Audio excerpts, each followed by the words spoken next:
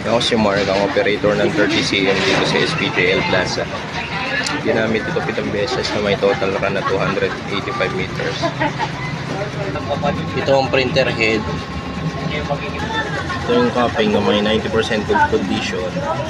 At ang wiper. Head clean.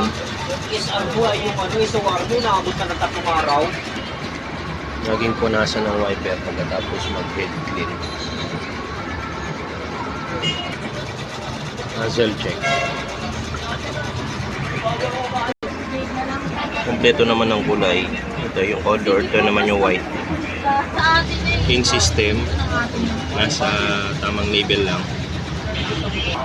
Ito yung waste lang. Papapalit lang kahapon. Ito naman ang AGR. Ito yung consumable ko na use.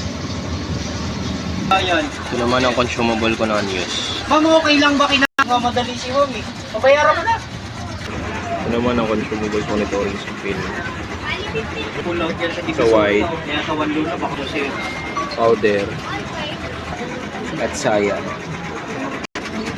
Ito naman ang monthly maintenance checklist. Thank you po.